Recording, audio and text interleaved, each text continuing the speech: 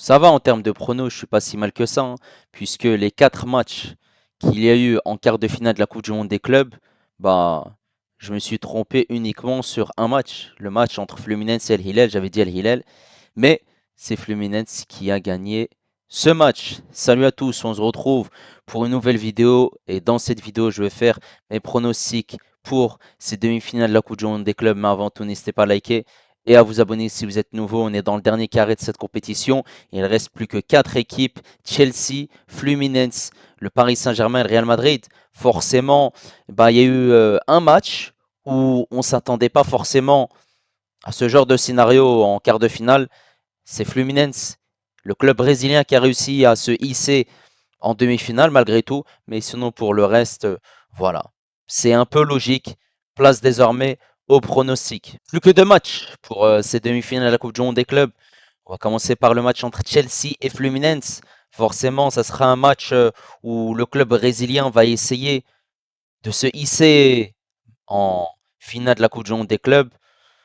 Ils ont fait voilà, un match impeccable contre cette équipe d'Al Hilal.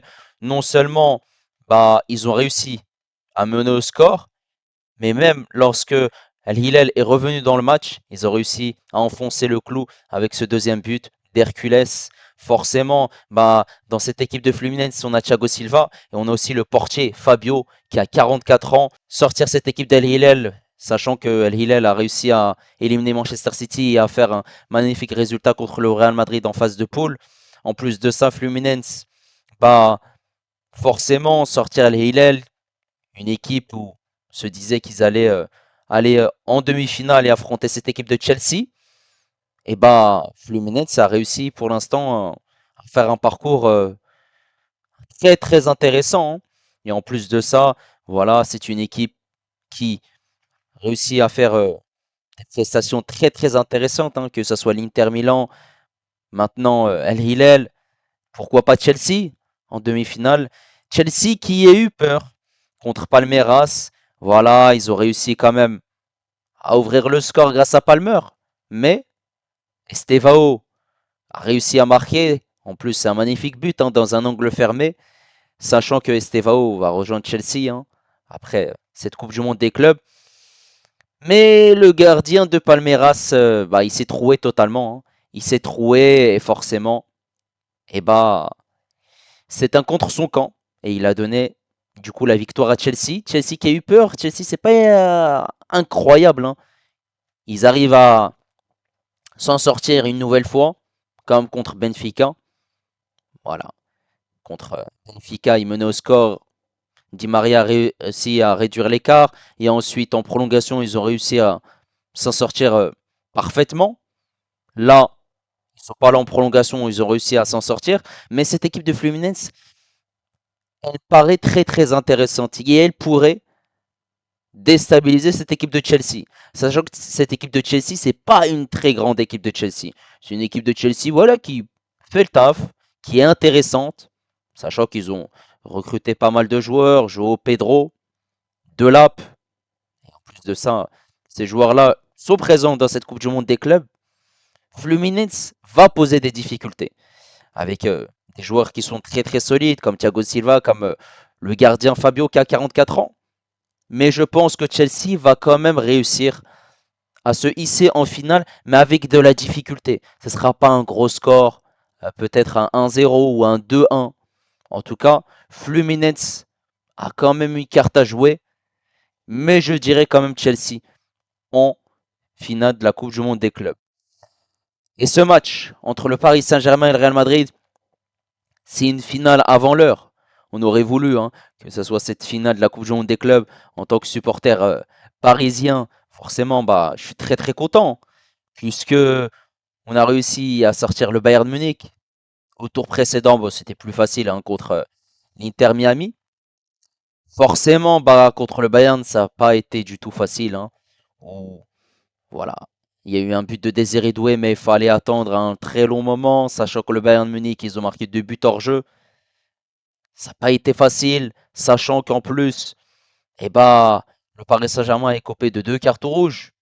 Pacho et Lucas Hernandez, donc on n'aura pas Pacho contre le Real Madrid. Ce sera une charnière centrale 100% brésilienne, Marquinhos Beraldo.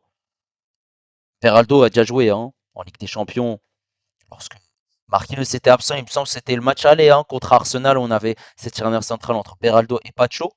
Mais le Real Madrid a aussi écopé d'un carton rouge contre le Borussia Dortmund. Huysen, qui ne sera pas présent contre le Paris Saint-Germain. Donc on va dire que c'est la même chose. On est sur un pied d'égalité. Et ils ont eu peur le Real Madrid hein, face au Borussia Dortmund, sachant que certes, voilà, tu menais 2-0. Ensuite, il y a cette réduction du score 2-1, 3-1, et ensuite il y a ce penalty. Ils se sont fait peur en fin de match, hein, le Real Madrid, mais ils ont quand même assuré le coup. Juventus en huitième, Dortmund en quart, désormais le Paris Saint-Germain en demi-finale pour le Real Madrid. Et forcément, eh ben, la tâche ne sera pas du tout facile pour le Real Madrid, puisque cette équipe du Paris Saint-Germain est au top. Même si elle a eu du mal face au Bayern Munich, bah, ils ont réussi déjà à les battre avec un score de 2-0. Il y a eu un clean sheet. Et en plus de ça, dans leur temps faible, le Paris Saint-Germain a su défendre, a su résister à cette équipe du Bayern Munich.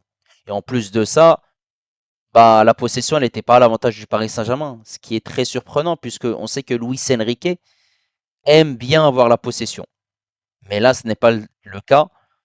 Et forcément, bah, ça montre que le Paris Saint-Germain peut avoir autre chose comme style de jeu. Et forcément, quand tu as plusieurs styles de jeu, bah, ça fait la différence.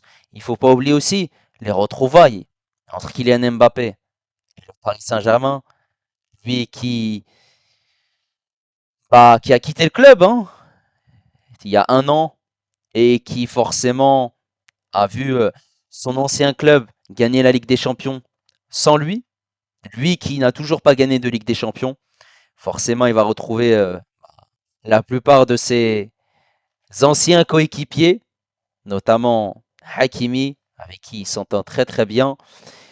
Mais je pense pas qu'il soit titulaire, Kylian Mbappé, tout comme voilà, ce match contre le Borussia Dortmund où il était laissé sur le banc et c'était Gonzalo Garcia qui était titulaire. Il faudra faire très très attention à ce joueur qui est très intéressant et qui est décisif.